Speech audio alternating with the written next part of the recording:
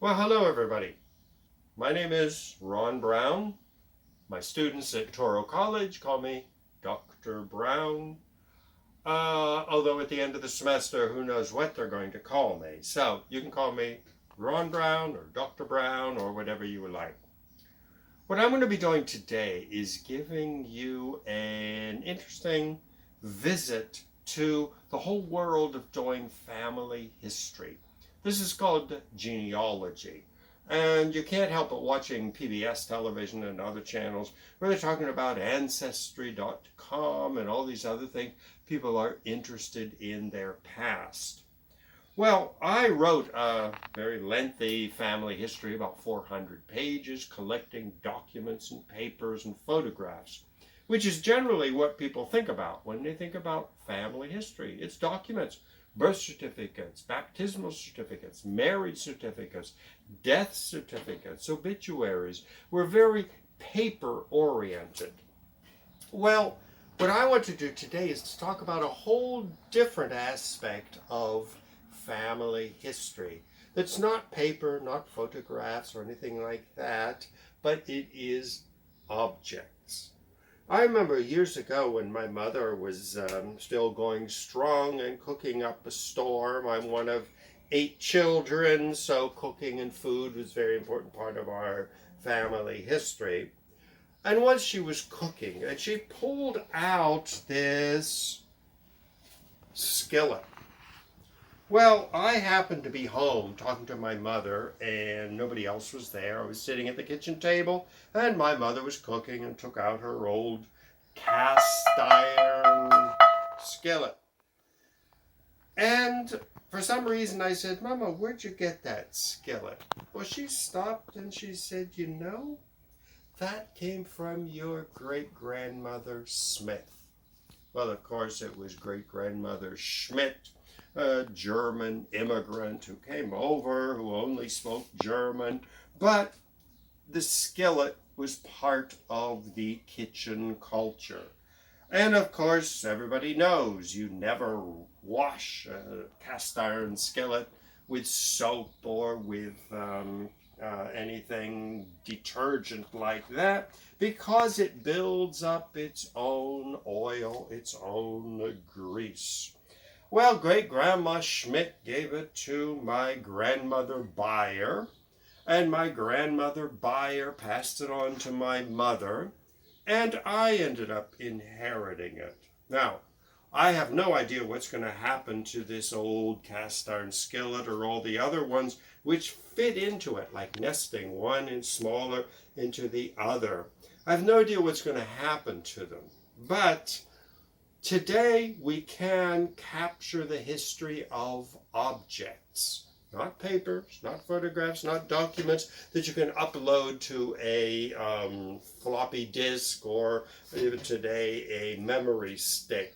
But these are objects. And when I'm gone, who knows what's going to happen to this? It's probably going to end up on the street and somebody's going to pick it up and sell it at a yard sale, and the memory will be lost.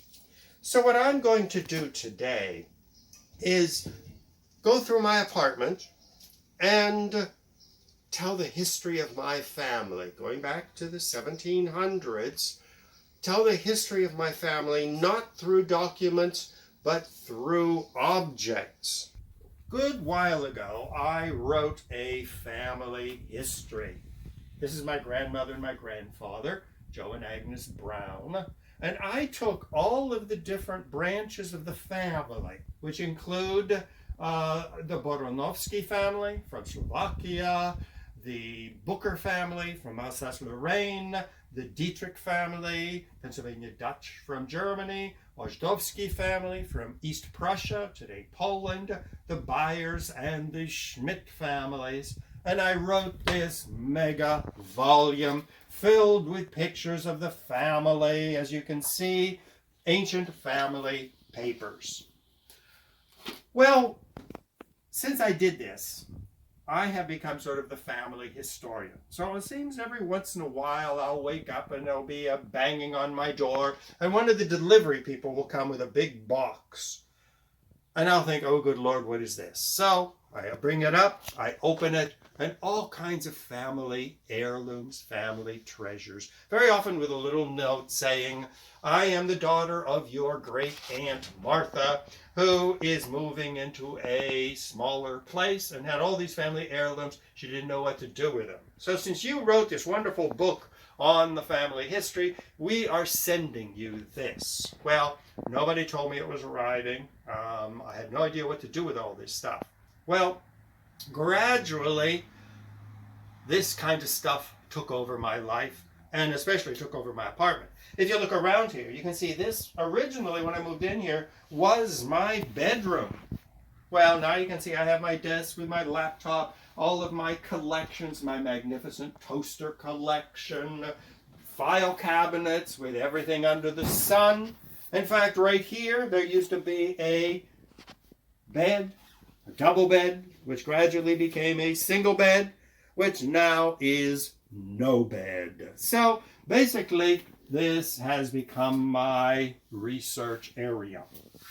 So what I'm going to do is share with you some of the things, not papers and stuff that you can put in a book, but objects. And so I've sort of titled this, What to Do During a Lockdown, Writing My Family History in 500 Objects. Well, as you can see from all the junk behind me, I could easily do 500 objects. But since we only have about half an hour for this program, I thought I would limit myself. Well, you might say, what does today have to do with family history? Family going back hundreds of years, because I have family documents going back to the 17 and 1800s. So you might say, what is a relationship? Well, one document I will show you is this. Now, it goes back to the 1800s. It was an old church document from Slovakia. If you look closely, you can sort of see the name Bernowski. That was my grandfather's original family name. But when they came to the United States in the 1870s, he thought it was better just to simplify the family name. And that's how I ended up as Brown. Because Boromowski, or Bernowski as we pronounced it here, has the letter B-R-O-W and an N. So he just took the letters out of the name and created his own family name. Now this was not done at Ellis Island, because when they came over in the 1870s, there was no Ellis Island. So they came through Castle Clinton in Lower Manhattan. They changed the name. Well, going through these documents, I came across an absolutely fascinating chapter.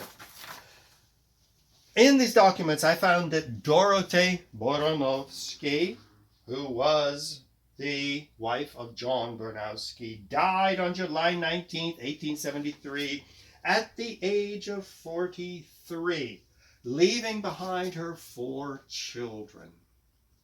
Well, I looked at that page in old Latin script from the church, and I found that name after name after name was listed. And cause of death, or whatever that phrase they used back then, was the pest. Now, in English word, we have the word pestilence and pestilent. Today, we would call it the bubonic plague. And doing some research, I found out, according to the New York Times, there was a cholera epidemic in Europe at precisely the date and the year that my great-great-great-great-great-grandmother Dorothea Boromowski died in 1873. And here you can see this is published July 17, 1874, shortly after. And this was a horrendous epidemic of the plague, which spread through Poland, down into Czechoslovakia, Hungary, and spread out a little bit more. But it was located just in that area. That's why many people call it the small plague. Well, I thought, good Lord, I wonder if Aunt Dorothea, great-great-great-great-grandmother Dorothea, and the little kids, were they in lockdown? What in 1873 did people do when there was a plague? Did they go to church and burn incense and say prayers? Hopefully God would protect them. But yet they were peasants up in the Carpathian Mountains of Slovakia. What did they do? What was their life like? Of course, back then they didn't have refrigerators, so they had to go out and buy their meat every day. They had to buy their bread every day. In a village like that, there was no distancing by 6 feet. So we see what happened a couple hundred years ago in 1873 is very similar to what's happening today. So the family history, which is not a bunch of dead ancestors, but you get an insight into how people in the past dealt with plagues, whether it was the bubonic plague in the Middle Ages ravaging Europe and millions of people dying. Some people said it was up to a third to a half of the population of Europe that was dead. And you sort of wonder, today, de Blasio and Governor Cuomo announced that we'll continue lockdown for another month. Well, what's going to happen? How many more people are going to die? Just a couple days ago, down the street at the Elmhurst Hospital, a couple blocks away from where I live, the largest concentration of deaths in the United States was happening. So family history really is not ancient, dead history, but it is very much alive.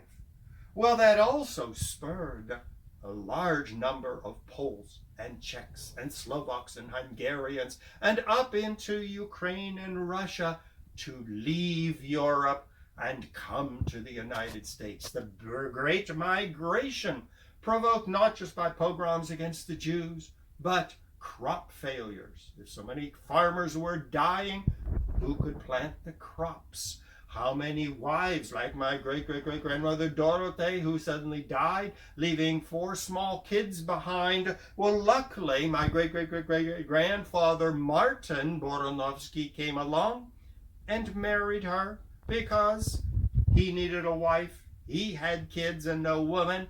She was dead, and so he ended up joining 2 families, and they became one, packing up and coming to the United States. Well, that's a brief history of the Bernowski Brown family, who settled in Pennsylvania in the coal mining district of the Altoona Johnstown area. Well, it was in that area where they met another fascinating ancestor, and this was Henry Booker. Now, we pronounce it Booker, B-O-U-C-H-E-R. French pronounced it Boucher. The Germans pronounced it Bucher. He was a fierce German fundamentalist Lutheran in Alsace-Lorraine, which at that time was under French occupation. And the French did everything they could to destroy their language, destroy their culture, and even force them into the Catholic Church. But he would have nothing of that. And he went everywhere with his family Bible. His Bible dates from 1868, long after they had come to the United States. And you can see it is in the old German script, the Sacred Family Bible. And this was what the Lutherans took with them. Now, he arrived, we're not sure when great-great-great-great-grandfather Henry Booker arrived. Of course, he didn't call himself Henry, it was Heinrich Bucher, but it was in the late 1700s.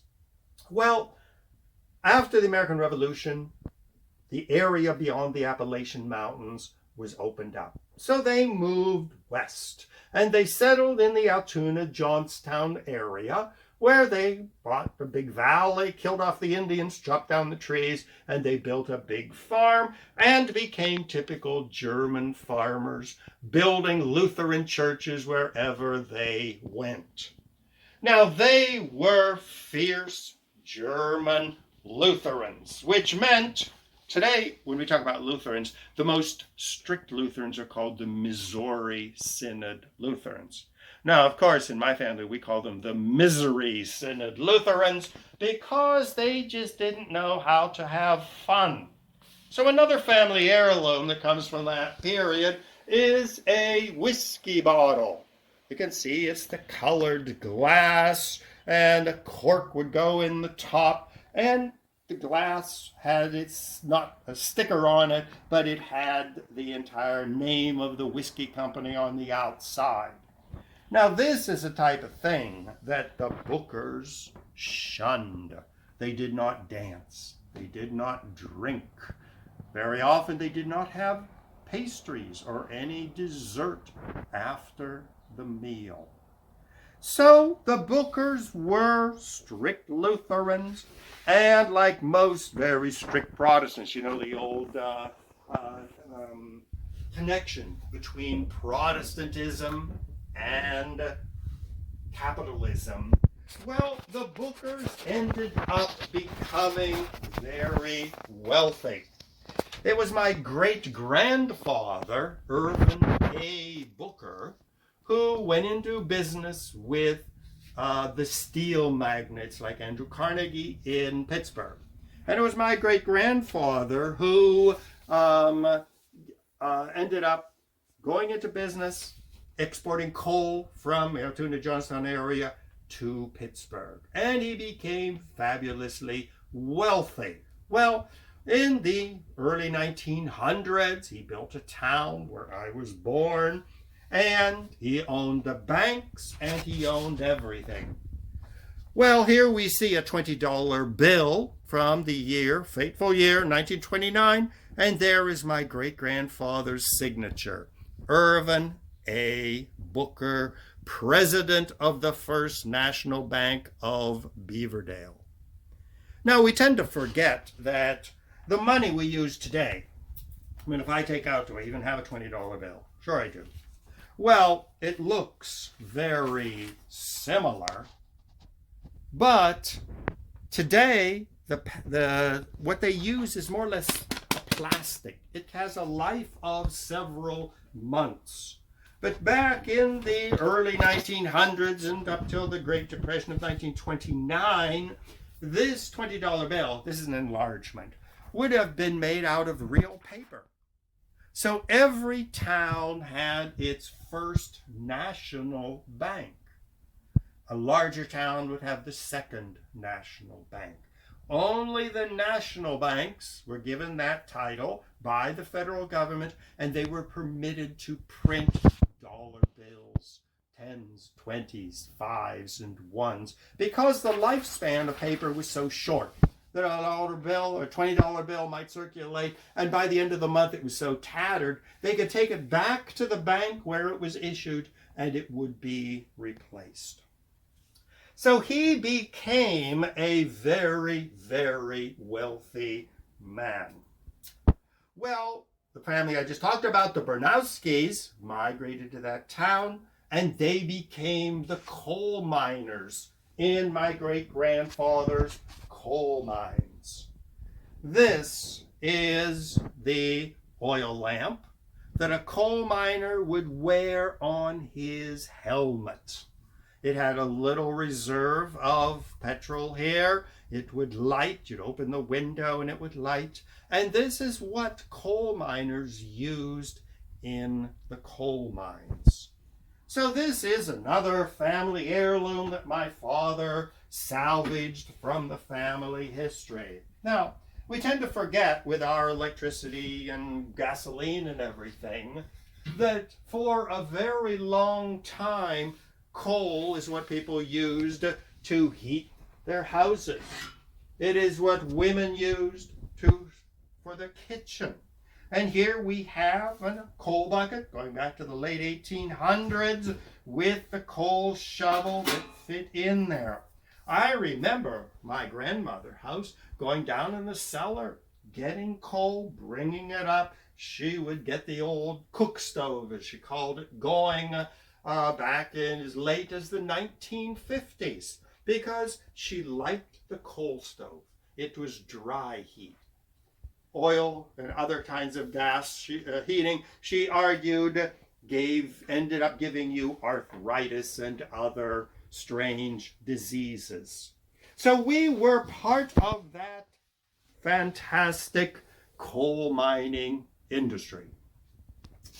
Well, on the town just over the hill, there was another clan, and these were German Catholic immigrants who had come over in the 1830s. And they settled there. And they were my mother's family. Now, they were the Schmitz and the Bayer family. Well, there were also the Rosenberger family, the Strittmatter family, the Haberkorn family, all very strict German Catholics. Well, they were farmers. I mean, they weren't becoming millionaires.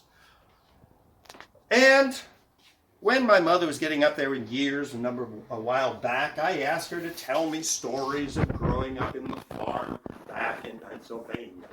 Now, my mother died a couple years ago, and she was 97.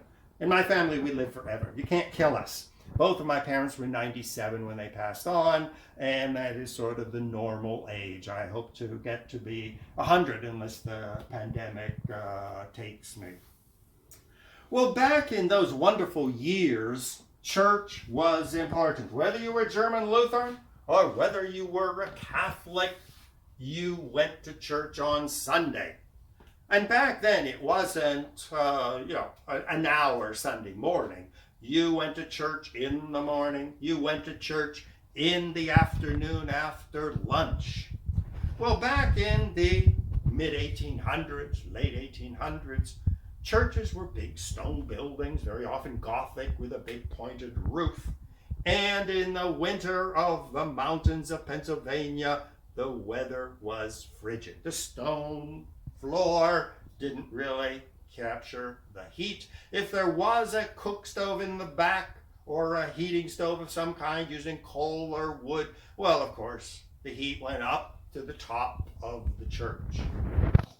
So everybody, when they went to church back in the colonial period and up well into the 1800s, always carried their church box. Now here you can see it has circles, it has holes punched in the sides, it has holes on the top, but the frame is made out of good hard oak wood. A family going to church Sunday morning would carry their church box with them. Now, this wasn't to hold a little mouse or to have money or a bottle of whiskey or something. The door opened, and every couple of hours in the church, a man would come by with a big bucket of burning charcoal. And he would put a shovel load into your church box. You would close the door. You would put it on the floor. And everybody sitting around would put their feet on the box. Which, as everybody knows, if you're in a freezing environment and you're sitting, like a concert or something, or an outdoor sports game, it's the feet that get cold first, because the feet are used to walking, blood circulation. And so heating the feet was the most important thing in these long, drawn-out church services. Well, back in the farm in Pennsylvania, they used heating, coal and wood. And also, when my mother was growing up, she was born in about 1919, 1920. When she was growing up, she said they didn't have electricity. And here we have one of the oil lamps that these so many pioneer and rural families would use. Well, of course, I was talking to my mother, and she always had good stories, especially if my father wasn't around. So I would ask her, I said, well, what was the biggest problem with these oil lamps? And she thought for a moment. She said, well, all of us kids, and back then people had big families, so she had 7 brothers and sisters. Her father was a real German male chauvinist. And so God punished him by giving him 5 daughters and 2 sons. So my mother always brought that point up. But at any rate, she would tell stories about when it was time to go to bed. The girls were in the big room and the 2 boys were in the smaller room.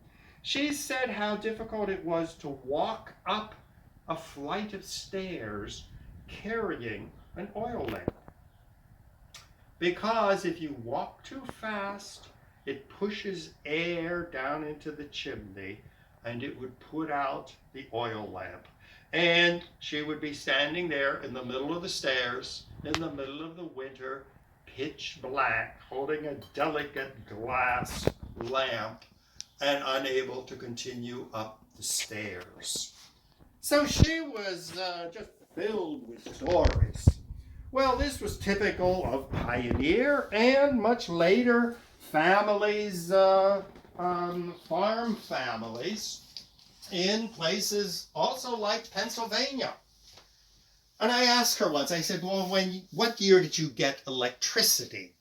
Well, we tend to forget that a lot of places in America had electricity as soon as it became popular, but most families in the rural settings and in small towns only got electricity when FDR came along and began his New Deal, the Tennessee Valley Authority, which for most of us is some distant place in Tennessee. We don't know much about it except what we learned in school. But for my mother, FDR was up there beside St. Peter as a great man, because the Tennessee Valley Authority electrified even the smallest farm. And so I asked her, I said, well, Mama, what was the biggest change in your life when you got electricity? She said, well, you know, we got on the downstairs floor, we got one hanging light bulb that we really didn't know how to do, but we were thrilled turning it on, turning it off. And of course, if the kids would turn it on and turn it off too much, it would destroy the light bulb, which for a farm family was an expensive item. And so they got severely punished if they would turn it on. Okay, so I was talking to my mother, and I kept asking her, I said, well, when you got electricity, what was the thing that really changed your life? Well, she, of course, mentioned the light bulbs hanging down, and I was expecting, well, they got a refrigerator, or they got a radio, or something like that. Well, she grew up in a house with a whole gang of sisters, and she thought for a minute, and she said, you know, the thing that really amazed me was we could now make toast. I thought, toast? What's that so important? She said before they had electric toasters, this is what they used. And this is the one that she actually used. My mother gave this to me. Where they would put it over the coal stove with a heat not too bad, and then they would put a slice of bread on here and on the other side. You had to keep your eye on it all the time or the whole thing would go up in flames. Now, this is the kind of thing you can buy on eBay these days. They are collector's items. Well, why they kept that, I have no idea. It's one of those things that they sort of maybe didn't trust electricity to last, so they decided to keep a hold of it. But what they did was they got an electric toaster. You would open it up, you would put the toast in there, the little coils would get nice and hot and red. But once again, you had to keep an eye on it because it would burn. And you had to open it at a certain time and turn the bread around and it would go. Now, you can see it had an electric cable on it. Those are the old cables, the cords, I'm sure a lot of you remember, that had the cloth on them and they would get frayed with the big plug. So this was really one of the most revolutionary things that really influenced my mother. Well, the Schmidts and the Byers and the Rosenbergers and the Strittmatters and all these families were good, hard-working people. They were quite happy being on the farm, but every once in a while, like my great-grandfather Booker, who became a multimillionaire, every once in a while there would be some person in the family, back then it was always guys, who became more ambitious and said, I'm not going to be a farmer my whole life. I want a different life. So there was one man, his name was Charlie. My mother called him Cousin Charlie. He was my mother's cousin. And this was Charlie Schwab. Now, Charlie Schwab, you might know from the big investment company. Well, there were two Charlie Schwabs. Charlie Schwab of the investment company, which still exists until today, was the Jewish Schwabs. and our family were the Catholic Schwabs. Well, Charlie Schwab went into business in Pittsburgh, became president of steel mills and founded Bethlehem Steel Mill, became, once again, another multi-millionaire. Well, like the millionaires back then, if you were Andrew Carnegie, it was one thing to be big and powerful in Pittsburgh, but you wanted a Fifth Avenue mansion to show that you were important. Well, good old cousin Charlie decided to build his New York home. Now, it doesn't exist anymore, but we do have pictures of it. Now, he came to New York just dripping with money. Drew up plans for this, the largest private house ever built in New York City. 75 rooms, 4 floors. Well, when he showed this to those good Protestants on Fifth Avenue, the Protestants basically said, you are not going to live on Fifth Avenue. Fifth Avenue is good for good old New York Knickerbocker families, Protestants only. No Jews, no Catholics were allowed on Fifth Avenue. So he built his house up on Riverside Drive, overlooking the Hudson into New Jersey and beyond that Pennsylvania, where he had his economic empire. Well, when he died, shortly after the Great Depression, nobody wanted the house. It was, in fact, when you read architectural histories of New York, they say it was the perfect white elephant.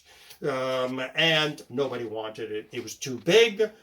Nobody could afford all the servants, 75 rooms, good Lord. So he gave it to the city to be the mansion for the mayor of New York City. Even the city government said we could never afford to keep it up. It was eventually torn down, like many of the great mansions of Fifth Avenue, and the mayor was happy with Gracie Mansion.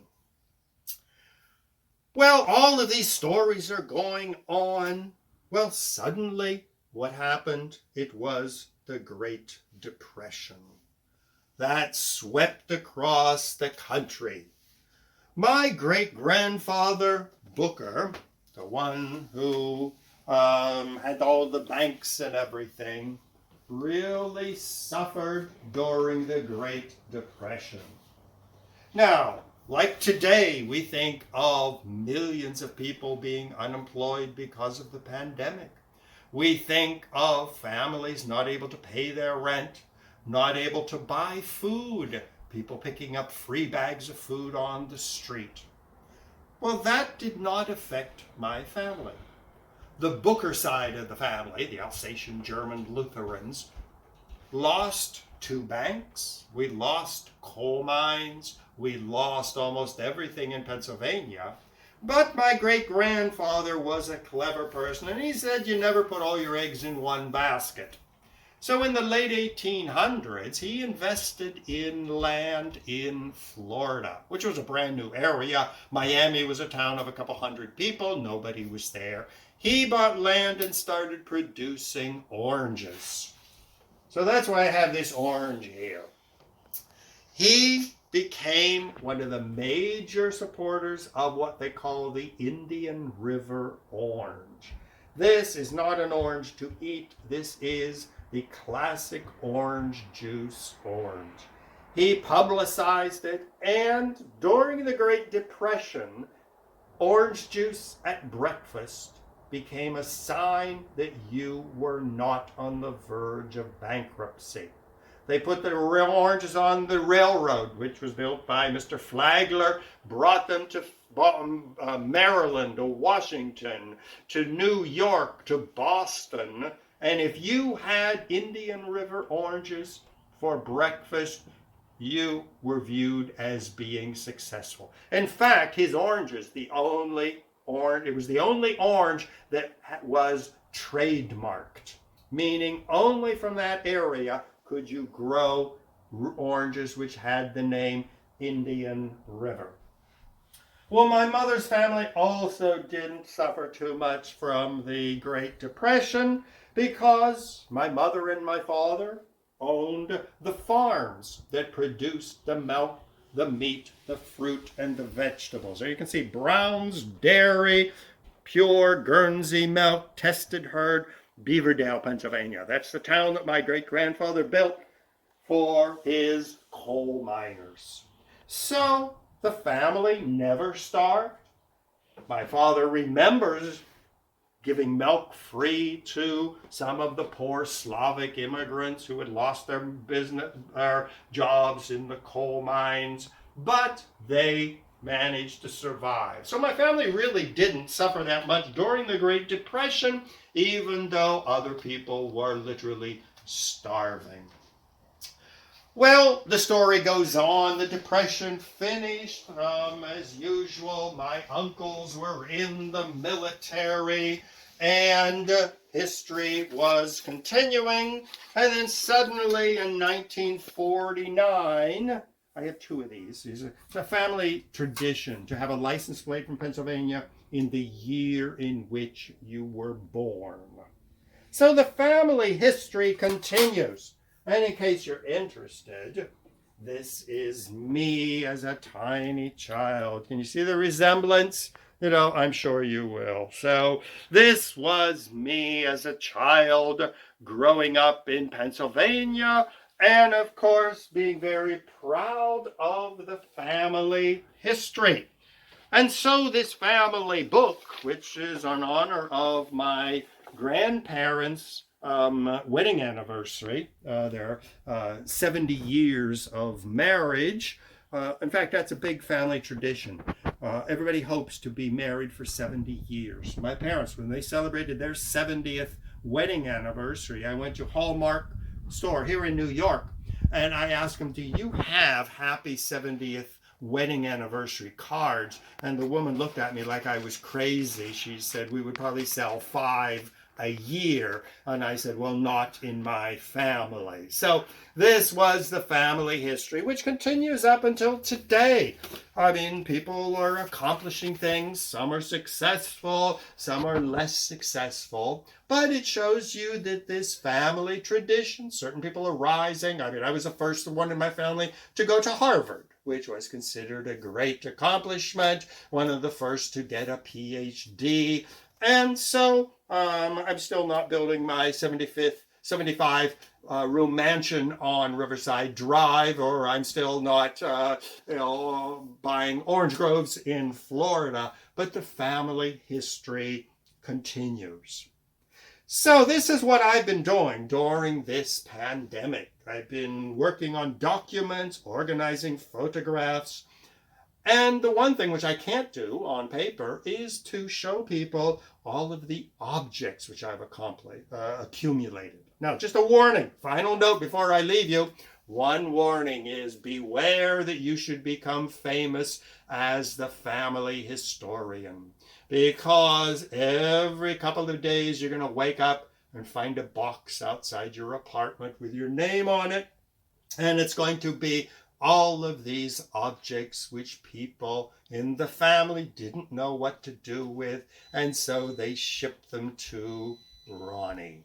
So, thank you very, very much, and I hope to see you on another one of these little videos that so many people are taking advantage of during this time of the pandemic, and I hope to see you shortly. Okay. Thank you very, very much, and goodbye.